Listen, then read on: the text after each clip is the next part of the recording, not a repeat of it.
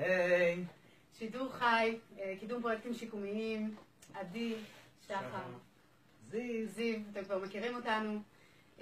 הערב אנחנו, כמו שאתם רואים, לא במקום הרגיל שלנו, אנחנו באולפני קלמנטינה של ישראל כסיף. מדברים על נושא חדש, הפעם על פוסט-טראומה ועל דגש בשימוש באומנות ומוזיקה לטיפול בפוסט-טראומה ואיך חיים עם פוסט-טראומה. כרגיל זה מאוד מתקשר לנושאים שאנחנו בדרך כלל מדברים עליהם. אני חושבת שאולי כדאי שנפתח לשמוע קצת טעימה, מי זה ישראל כסיף, וקצת טעימה מתוך המופע ילד טוב, ואז אנחנו נצרף אותו אלינו לשיחה. אז ככה זה מתחיל. ילד טוב בן 20 וקצת, גר בדירה שכורה מול התיאטרון הלאומי, שמספק לו פרנסה.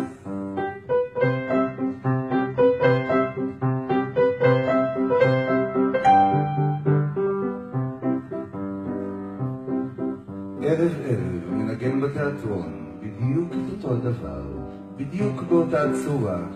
בא לך להקיא, אבל אין ברירה, פרנסה.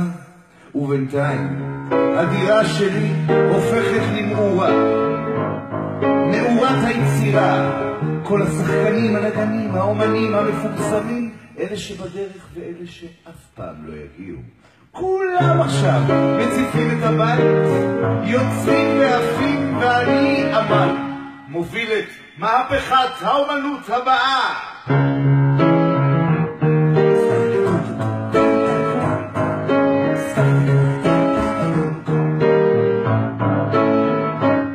אני ילד טוב חי לפי הקצב שלי בחיים, תיאטרון, אני שחקן בעל כוחי, חי במעוף, בונה את ערך עצמי, מרגיש שיגעון, לא יודע מי אני,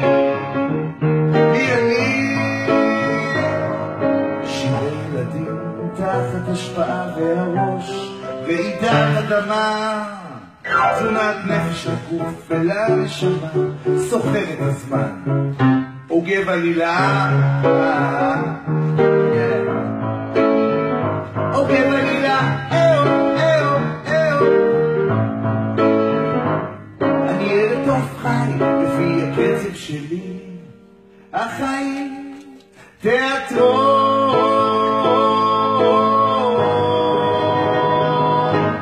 אני ילד טוב.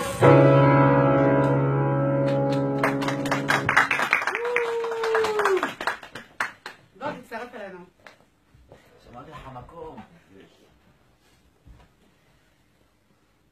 טוב, אולי תספר לנו קצת מאיזה הגיעה, גם האופרה אתה רואה כזה ילד טוב, ובכלל ככה על הקשר שלך לנושא. אז קודם כל ברוכים הבאים למאורת היצירה, כמו שאמרת קודם אולפני קלמנטינה של דפני וישראל כסיף, וכאן זה באמת מאורת היצירה שלנו, כמו שגם מדובר עליה בילד טוב.